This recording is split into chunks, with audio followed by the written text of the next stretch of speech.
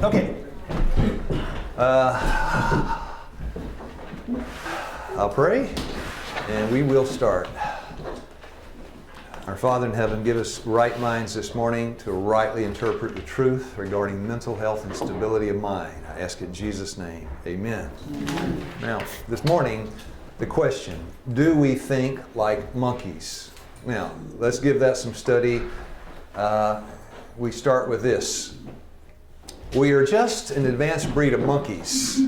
Yeah, remember, this is the Bible and science class coming back. We are an advanced breed of monkeys. Paraphrase, we think like monkeys. Just advanced. No, advanced. Yeah. Not any beginning monkey, an advanced monkey. On a minor planet of a very average star. So when you hold conversation with Hawking, he would say, you're talking to an advanced monkey. You think like a monkey? He'd say, yes. And they say that was one of the most intelligent men that ever walked the planet. Wow. He'd say, don't call me a man, I'm an advanced monkey. Subject this morning, let's start with Rutgers. Since Kayla talked a little bit about, education. Here's a follow-up. I was in a banquet, a Christian banquet at Rutgers University many, many years ago, sitting across the table from somebody about the age of those two. And I sat there trying to make small chit-chat, small talk. It was a Christian banquet. It was at Rutgers University. And I was talking to this man, talking to this one, the one across from me, the young lady. And I said, well, where are you from? Well, I'm from Jersey. We were in New Jersey. She looked young. So if I looked at Kayla, I'd say, what, you work, you go to school, what do you do? She said, go to school? Oh, where? Rutgers. What's your major? Psychology. Huh? It's a Christian banquet. I said in psychology class, you have a lot of Jung and Freud, but you don't have any Christ. And you're going to help somebody, psychology, the science of the mind. And you're going to help somebody with their mind and leave Christ out of the picture? You can't do that. You can't do that. It won't work. Because monkeys and teachers at Harvard have something in common. They don't worship God. Today, habits and willpower. Dr. Wilder Penfield. This is out of Chalmers' book, Healing the Broken Brain, which I quoted from a few classes ago. Here is Penfield at work. Much of his work is brain surgery for epileptic seizures. Now, before I read that, let me ask you a question. Chalmers goes with Penfield into surgery, and he has these conversations with Penfield. He takes the skull off a human being, and he takes an electric probe and sticks it into different regions of the brain. And as he does that, the man begins to say, I'm walking down 4th Street, eating ice cream, holding my hand and my 16-year-old girlfriend. Then he moves it over to here. And then he says, I'm stressed out. Owe 2 payments on my car payment, just lost my job. Then he moves it over to here. Different replays from different parts of the brain. So the question is this, as the man, thank you, is replaying a past experience, can Penfield say, hey, you're in my office, stop thinking about the past and speak to me. This is with the current on the probe. Can the man answer Dr. Penfield? Can he? In other words, can he shut off the playback of the past and address the question in the present? Yeah. Now let's get the answer. Penfield told us how that even while he was probing with his general electric current, he could engage the patient in conversation. The patient could, by the act of his will, shut off the effects of the stimulation, not see the playback, and attend to what the doctor was saying. Now, Penfield, I don't know if he was a Christian, but what he said, you don't need a Christian perspective to see it. This is a scientific medical reaction to what Penfield saw in his office that day. These studies have shown that everything we pay attention to has been permanently recorded in our brain. Come on, who's your 1st or 2nd grade teacher? Give me an elementary school teacher. Say it louder. Now, doesn't it stand to reason if that name is in your brain, then the other names are there too? Any significant thing you've ever seen? 2 all beef, patty special sausage, cheese, pickles. Coke is it. Coke has life. Have Coke and a smile. It's all there. And the Madison Avenue, they know to stick it in your brain makes you more likely to think about it. And as you think about it, you're more likely to drink it, right? That's advertising. They know how that works. This is advertising. You see that Coke sign, we drink more Coke? Yeah. Well, they think you will.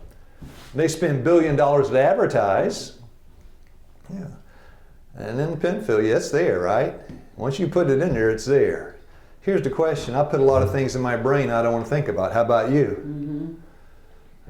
Then Bill and Phil said, the will of man is free. Yeah, that's right. It travels along these axons and dendrites. Remember, the synapses in between neurotransmitters bridging the gap. It travels along these axons and dendrites, but it's not controlled by them. You stand above a free will moral agent.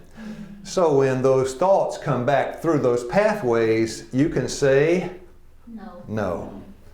That's it. Now let's get it from God. Who'd like to read? The will is the governing power in the nature of man, the power of decision or choice. Every human being possessed of reason has power to choose the right. You got a choice. You are not a slave to what you did in the past. You're right? And a monkey cannot do that. A monkey doesn't have a choice. And we can choose the right and shun the wrong if we want to. Study this morning, the frontal lobe. I'll ask questions, you give answers. What is character? Taj Mahal. Taj Mahal. No, what is character? Character is what you are. Thank you, what you are. Try to beat that for simplicity. I'm glad we don't have some kind of a, renowned PhD with 10,000 years teaching experience. He couldn't be that simple. It's what you are. Now let's shoot for the next one. Try to be simple. Where is character? Character would be in your brain. And if you're thinking that's One Flew Over the Cuckoo's Nest, you're thinking right. Yeah, Jack Nicholson, One Flew Over the Crazy House. Yeah. That's exactly where I got it from. Where is character? Well, who said what? Where is it? In you. Yeah, be more. All right, wait a minute. In you, okay? So there's you. Take Sister Marie. It's you. I agree. So I cut off Marie's ankles, her feet right at the ankles. Is she still Marie? Mm-hmm. Cut off her legs. Is she still Marie? Yes. Cut off her arms. Is she still Marie? Yes. Pull her heart out. Transplant is still Marie? Yes. If I whittle long enough, Marie is no longer Marie. Mm-hmm. Once I cut what out? The brain. Yeah. The brain. And Sister Marie, God agrees with you. There it is. 2 places in the Bible tells you point blank where you are you at. Now, of course, in Revelation 7:3, it says the front part of the head, the forehead. And in Revelation 7:3, it's the sealing work, right? What is sealed in? Your character.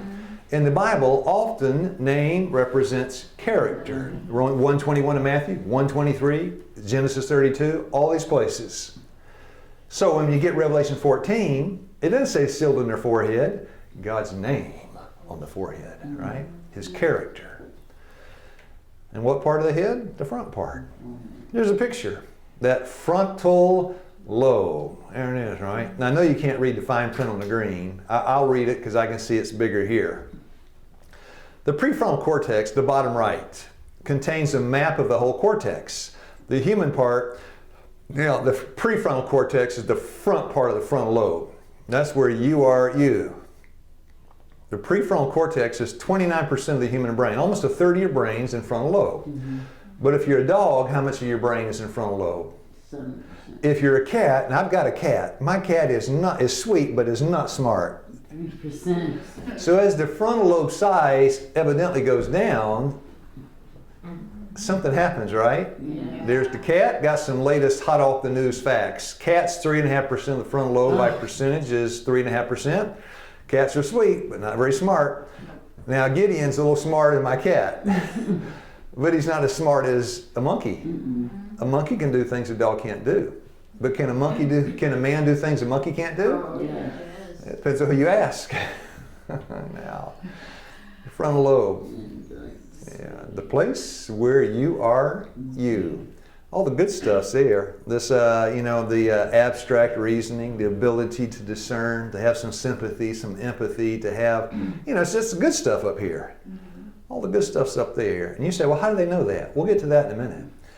So somebody will call up and they say, I got debilitating depression, I got OCD, I got all these problems. My doctor gave me a thing.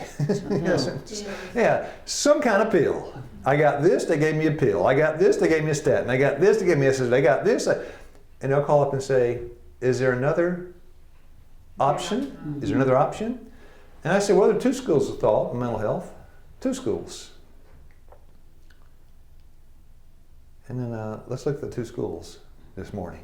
Phineas Gage. Phineas Gage. I know most of you heard of Phineas Gage, but if you haven't, that's fine. Phineas Gage was a railroad worker back in the 1800s. He blew up the mountains, leveled the mountains, filled in the valleys. One day, whoops, Phineas had a mistake, a little mistake there. Blew the dynamite tamping rod right through what part of his brain? His frontal lobe. Now, here is the medical analysis on what happened to Phineas Gage. Severe injury with metal rod, injury to the ventral medial region of both frontal lobes. What happened to him? Change. What happened? Why did it change his personality? Because if you whittle long enough, Addie's no longer Addie. If I take a big old steel rod and thrust it up through her eye socket, through her frontal lobe, Addie's no longer Addie. Isn't that true? Prefrontal cortex functions, planning, moral judgment, emotional control, etc., etc. Now, Phineas Gage had a doctor named John Harlow.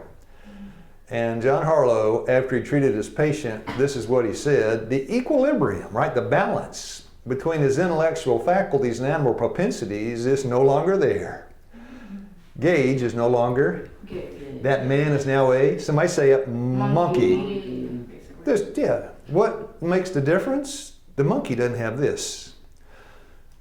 The monkey can climb faster, can run faster. The eagle can see better. Almost all the animals can do things better than we can, except one. They cannot. They don't have. They cannot reason. They can't reason. And praise God for animals. Gideon's a sweet dog. Yeah. You tell Gideon you need to take a bath, what's he going to say? What are you talking about? Run the other way. Run the other way. But This is but he knows where the bones are. yeah. Yeah. Maybe not. There's a picture of it in the Harvard Museum of Medicine today. That's the rod that went through it. That's quite a toothpick, right? So the scientific community, the medical fraternity, they would see these frontal lobe accidents, and they're reasoning from cause to effect. Look, the guy's angry. He's aggressive. He's violent. We could help that man if we could just do what? I'll tell you what they decided to do. Yeah, this is the man that pioneered the procedure and won the Nobel Prize for it. What was his procedure? Lobotomy. Take a steel rod, put it up through your eye socket or your nose, knock a hole in your frontal lobe. And that was cutting edge medicine in the 30s and the 40s and the first part of the 50s. Cutting edge. Cutting edge. I read you the story that went with the Kennedy lady because it defines so well what they were doing. The purpose of lobotomy was simple and chilling. Cut off the prefrontal cortex from the rest of the brain, thereby theoretically short-circuiting strong emotions and troubling behaviors. Psychiatrist Walter Freeman and neurosurgeon James Watt brought the lobotomy to the United States in 1936. In 1946, Freeman developed the ice pick lobotomy. Now, when I said the procedure was to cut off your frontal lobe, I wasn't kidding. This is how they do it. Drive it up through your eye, wag it back and forth, and cut the thing right off, right? No. He got a Nobel Prize for this, cutting edge.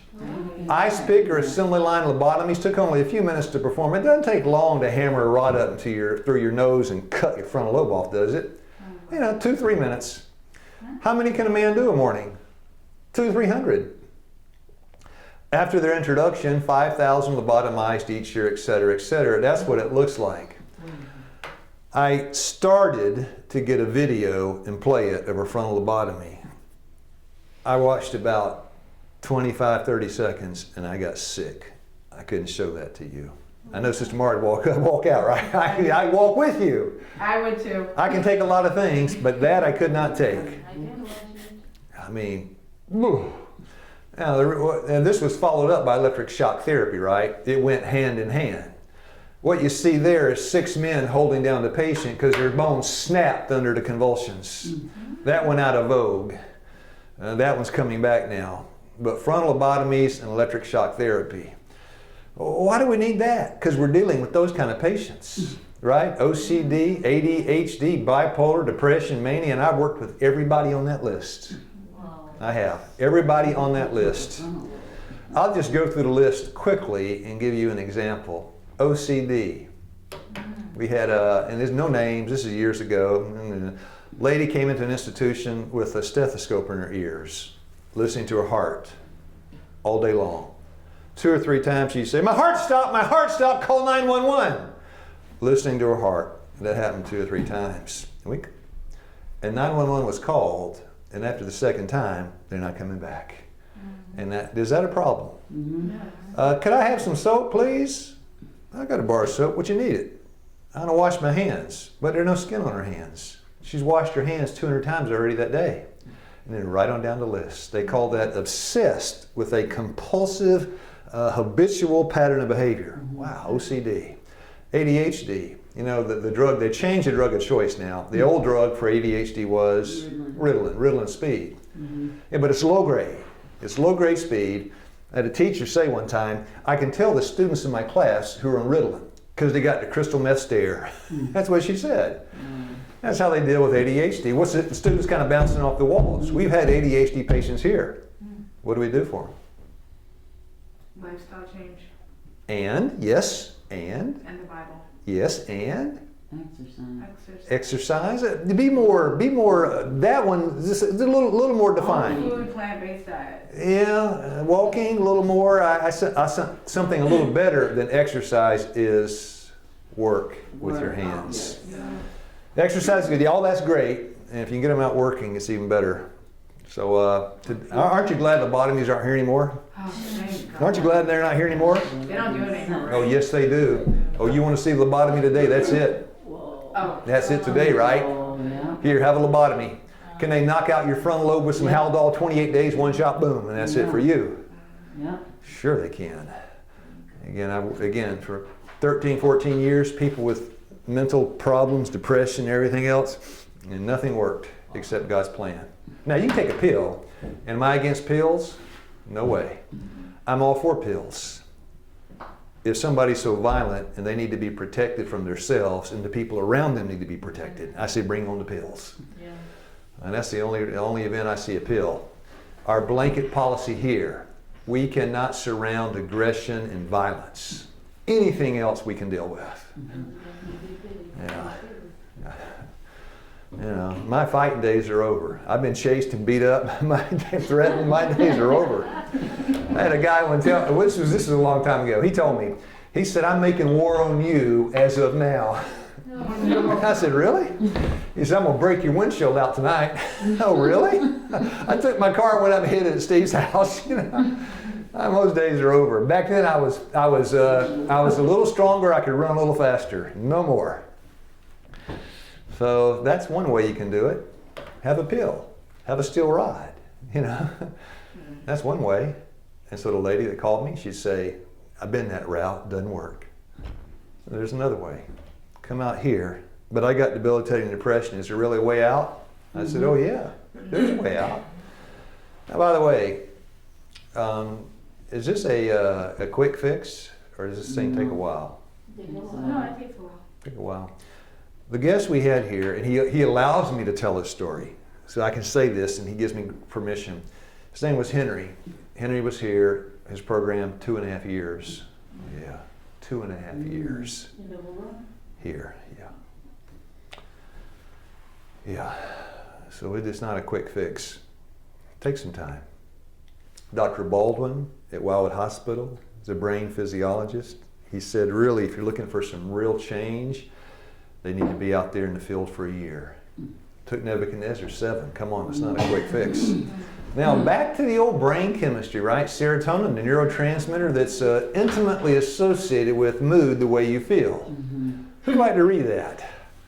Serotonin, a neurotransmitter found principally in the brain that is considered essential for relaxation, sleep, pain disorders, emotional perceptions, and concentration. Now, if you got any of those problems, concentration, you don't sleep well, you got some pain, you need that, don't you? I do too. Sure. Give me some more, I need some serotonin. Okay. Zoloft, Xanax, Prozac, Paxil, Wellbutrin. Back to Chalmers, best thing I ever read. Just this paragraph was worth buying the book. Wow. Unfortunately, as is so often the case, even though the patients, it seemed to work at first, and I tell you from a decade of talking to people seriously depressed, they would come here, what kind of medications are you taking? Prozac, Xanax, Wellbutrin. How long have you been taking it? 3, 4, 5 months. What were you taking before? I was on Prozac, Wellbutrin. It seemed to work for a time, then it didn't work. Went back to my doctor, what did he do? Different one. Thank you. He changed medications, raised medications, adjusted medications, reduced medications, substitute medications, and that's what I read when I saw Chalmers' book.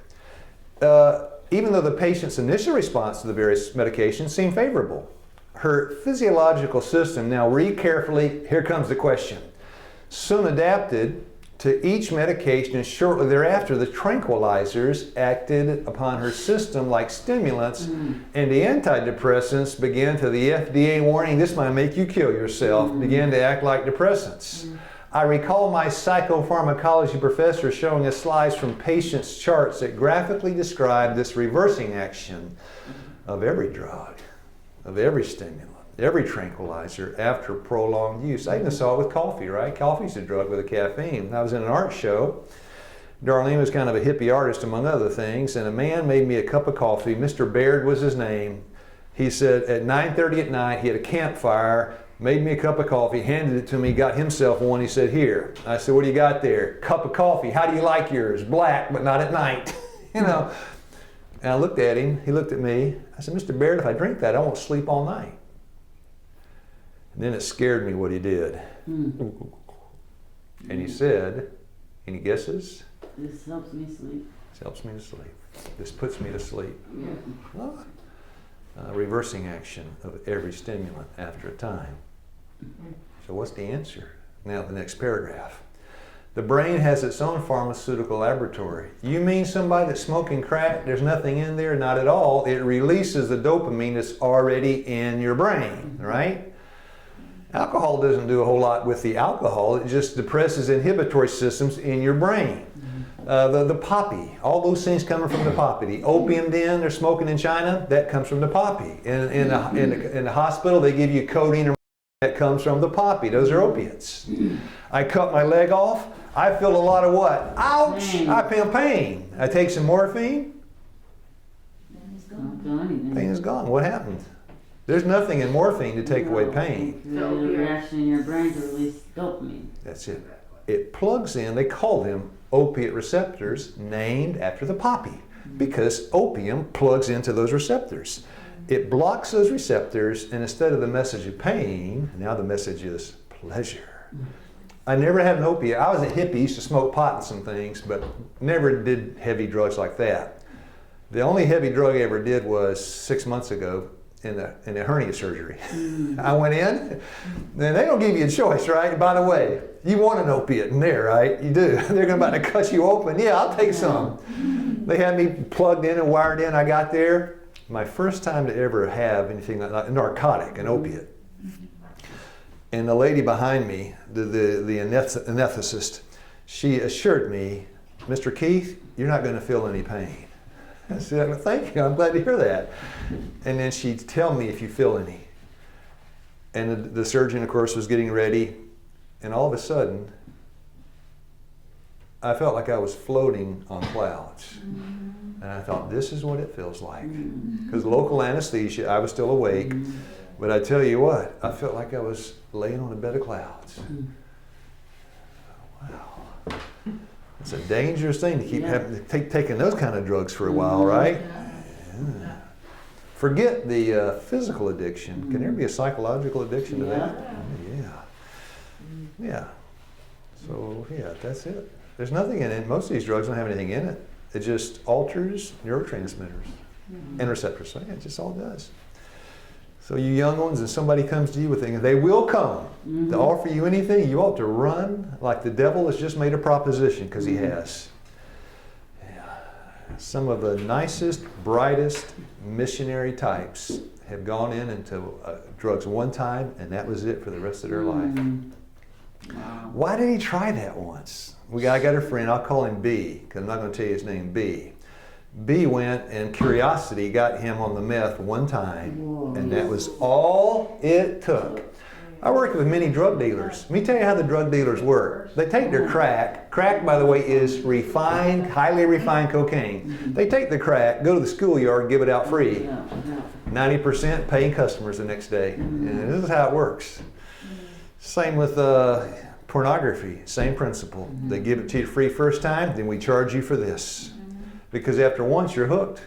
You mean one time can hook you? Yes. Yeah. Because anything that is, I'll prove it, right? The hot stove, right? 1,000 degrees. I don't know what's there. Oh, whoa! Burn my elbow up. Will I lean on that stove again?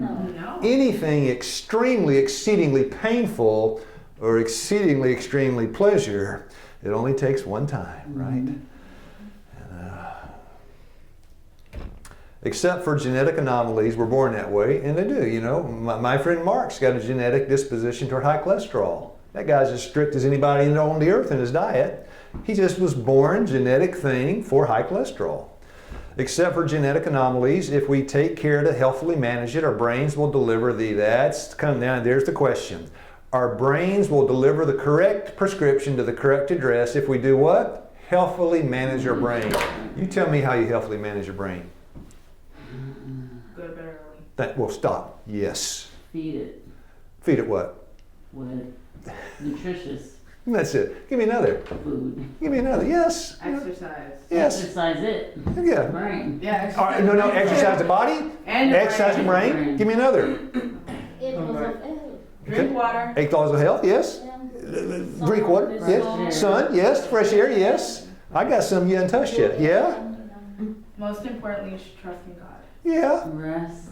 Yeah. I got plenty more.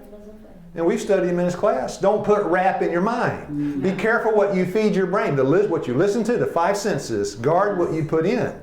That broadens out the picture some. You're in the casino, wrong place. Go to church.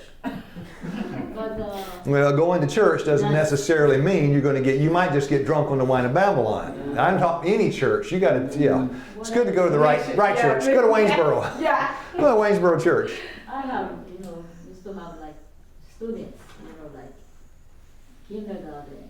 Yes. So fifth grade Yeah. have some of these problems. Some of these problems. Yeah. And it's very tough to see little children. I know. But the plan that works. Drugs, sometimes the drug won't work on them. And you have to, Well, yeah. physically, You got a student bouncing off the wall and the drug doesn't seem to work. That's fine. They need God's plan. What's God's plan? Get to bed at 8:30, cut that TV out of their life, take out that music out of their life, put them out there growing cabbage out in the field. This is God's, I'm about to read it, this is God's plan and it's the only plan that works. This is why the world has turned to pills, because what they had didn't work and neither did the pills. But it'll turn you into a zombie. Revelation 3 verse 1, to the church of Sardis, thou hast the name of thou livest, but thou art dead, the zombie church. You can get on Haldol, but you're a zombie. You won't hurt anybody, but you won't be healed. You got to manage it. Our brain will deliver the correct prescription to the correct address whenever it is needed. That dynamic makes for a healthy brain. Now, you tell me, dopamine, people will go to a crack pipe to get dopamine. I want some dopamine too, don't you? How do we get it in a healthy way? Food. Exercise. Going to bed early. Going to bed early? Yeah. Now, I want a big dose. How do I get it? I want a lot of The dopamine. Lord and the Word. Yeah. Yeah. And then I'll tell you how I got some. Hadn't seen Darlene in 6 weeks. She was coming to the Philippines. I was going to meet her at the first boat. She was supposed to be on the boat, wasn't on the boat. Second boat, 6 boats that day. Second boat, no internet, 96, no internet, no cell phones. Second boat, third boat, fourth boat, fifth boat, last boat of the day. I'm sitting on the dock, we're looking for her. She comes up, it's a fast ferry, it's lit inside, you can see through the glass. I'm looking for my wife, boom! I see a woman in there doing this. Who's she looking for? You. I look at her, she looks at me. Now what is all that coming in my brain now makes me, yeah, that's dopamine. When you really feel good, if you hadn't seen Carmen in like a year, right? And you see her after a year, how do you feel? Very good. That's very good. That's all these transmitters, all the things. Yeah, you saw her, so the physiological response to that was the release of chemicals. Well, you don't need to rob a bank to feel good. You just need to manage your brain carefully. Now, why does that sound so funny? Because I've heard crack addicts say they rob a bank for pleasure. Yep. When you're high on that. Because it doesn't matter what you do. It's the drug that gets me happy. Whatever I'm doing, if I'm taking the drug, I'm happy. It's crazy. I know it's crazy. Now, the pathways for the way we feel, mood pathways. I'm going to shift the gears. The path goes from my brain to my foot. But if I'm going to be feeling good, feeling bad, the mood pathways are located where? You're right. And the next question, you think they're close together? I'm going to get Penfield's expert response. You think they're spread out, or the pathways for depression and joy are separated, or do you think they're all interlaced together? I would think they're related together. There you go. There's your answer. Dr. Penfield has told me the brain centers triggering similar thoughts and feelings are located next to each other. Now, next question. So your mood pathways, depression over here, joy over here. When this joy pathway fires, when there's current, when it's energized, does it cause the ones next to it to fire, or does it provoke their firing, or does it retard it? Retarded. No, I think it's We got one retard, one provoke, one this, one that. Let's find out. Similar thoughts and feelings are located next to each other, and that when one fires, nearby centers tend to fire too. So one depressing thought leads to, another. which leads to, which leads to, and pretty soon you're down and almost out. Now flip it around. One positive thought leads to, and it leads to it, and then you choose the direction you go. It's your choice. In view of this, it's easy to see why one discouraging thought will trigger off another and still another until all we can think about is something discouraging. Self-pity. Yeah. An artist, color-enhanced artist rendition of things. And yeah, it's Sister Aisha, you said the other day, this whole kind of thing, DNA, all that kind of knocks out evolution. You look at that for a while? I saw Darlene show it one time. There's a video of kind of an animated thing of what's happening in those pathways. I thought, how could that be an accident in development? If you have your Sabbath school quarterly, this morning I looked at the mission story in it. It's about a man that sat in a classroom and listened to evolution. This is what we've been studying. It's real good. I encourage you to read the mission story that goes with this week's lesson. It's good. Now, first we get it from Chalmers. What do we do? Here's the answers. Because that was just, again, defining the problem. What do we do when depressing feelings and thoughts hit us? Good question. The moment you sense this happening, deal with them decisively. What do I do? Number one, change your environment. I had a man I worked with at Wildwood Hospital. He left. 6 months later, he called me. His name, I remember, I said, or is this, I need to make a Ted, we'll call these made up names always Ted. Ted? Is that you? Yeah, man. Well, how you doing? I'm about to kill myself. Ted, where you at? Hotel in Vegas. And I told Ted what? You need to leave the hotel and go somewhere else. Yeah, change your environment. When do I need to leave? Now. Because what you see, hear, taste, touch, and smell affects how you think. A change in environment will help you change your thoughts because your environment shapes how you think. If it didn't, you could watch anything, eat anything, touch anything, do anything. Well, give me a step two, Chalmers. Deliberately bring your mind to a new task Ah, yeah, useful labor, putting your hands to work. And the principle, he explains why, because anytime you change circulation in the body, you change circulation in the brain, which changes firing patterns of the brain. Any of these mechanical methods will tend to shift the circulation of the blood, the firing patterns of your nervous system, make it easier for you to use your will. To use your willpower to think of the positive, wholesome, and everlasting experiences of your life. Of course, remember, Chalmers was a Seventh-day Adventist. So he's copying all this from God. Let's read it from God. The will goes with the labor of the hands. And when the willpower is dormant, the imagination becomes abnormal. That's the sister you don't want to have lunch with, right? Abnormal. Physical exercise in the direction of useful labor has a happy influence upon the mind, strengthens the muscles, and improves the circulation. Pretty simple, huh? You change location and you start working. And that's what I do. And I tell you, it works every time. I run to the kitchen, start washing dishes. I go out to the garden. That's what I do. It works. We all have depressing thoughts that tempt us. Change your location, put your hands to work. Now, yesterday our study on self-pity, it's all about who? Me. You want the answer for a self-pity? There's your answer. Who'll read it for us? Yeah, I think I showed this before too. Go ahead and read it, somebody. Your mind should be drawn away from yourself to household duties, keeping your house with order, neatness, and taste. Yeah, housework's a great weapon in the battle with self. Here, vacuum cleaner. I don't do housework. Here's a pill. You know, I don't want to exercise. I don't want to. I'm going to kill myself. And Robin Williams hung himself from the closet. He did not manage his brain healthfully. I'm serious. This thing works. It worked for me. You talk about mental health scale 1 to 10. I was a 0. I'm not saying I'm sane today, but I'm better than I was. I'm not the man I want to be, but I'm not the man I used to be. I'm getting some help, and the plan's working for me. Yeah, I got a long way to go. I'm probably still halfway crazy. But thank you. She said amen. Okay, I am. I heard that. Yeah, okay. Are you a little nutty too? I mean, we're not there yet. Yes. We're not there.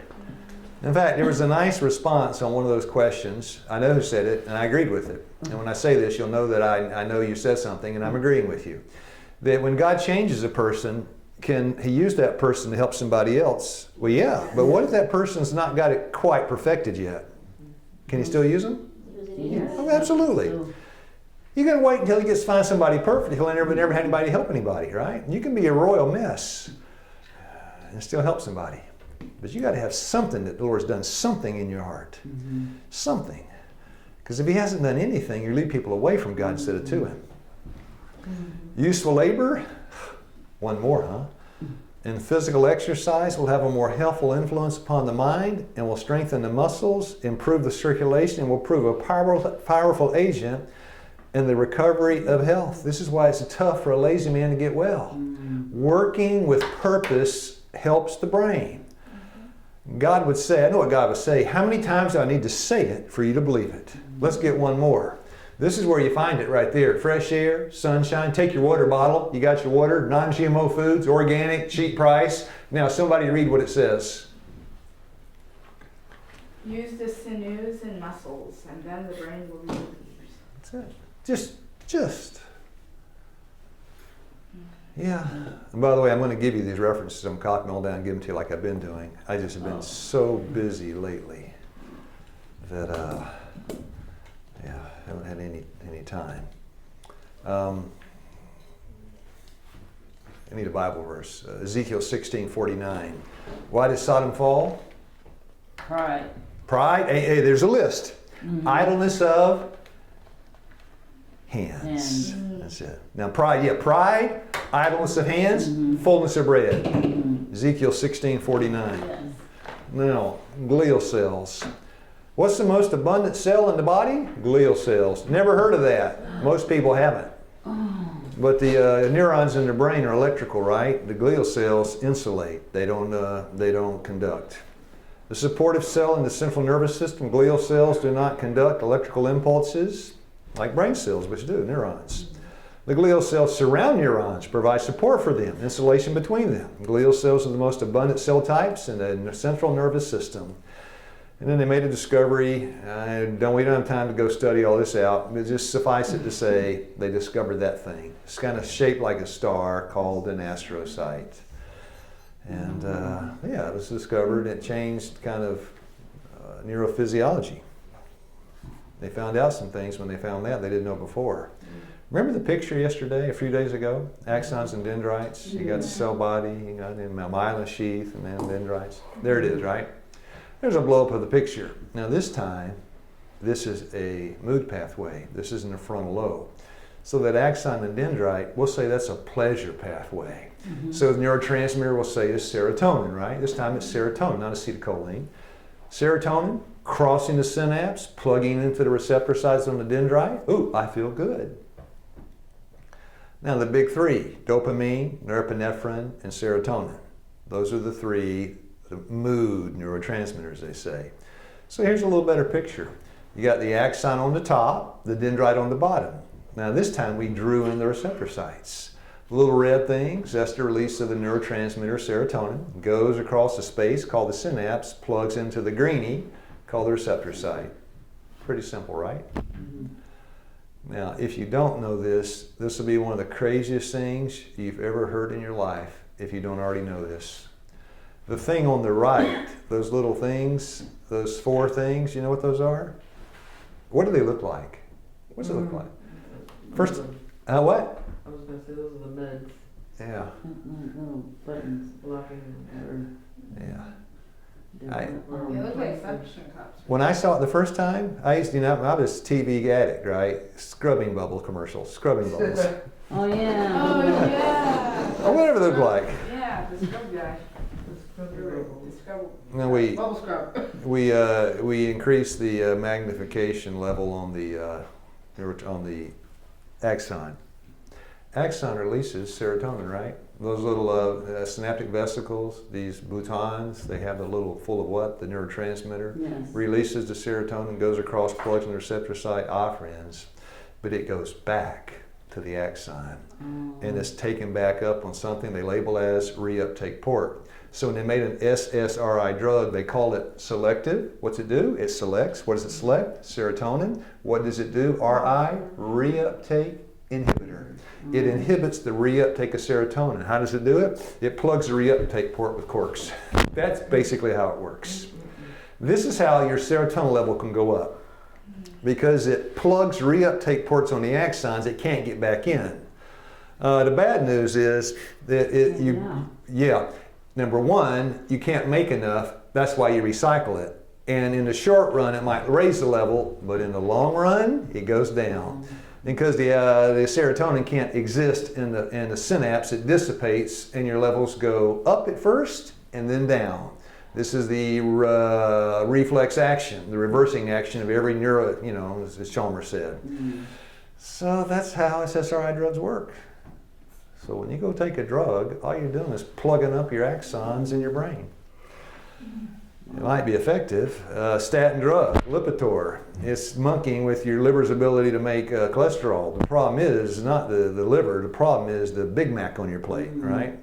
The metformin, it changes the way your liver produces glucose. The problem is not the glucose, the problem is lack of exercise and a good diet. And right on down the list. Drugs don't work because they don't address the cause.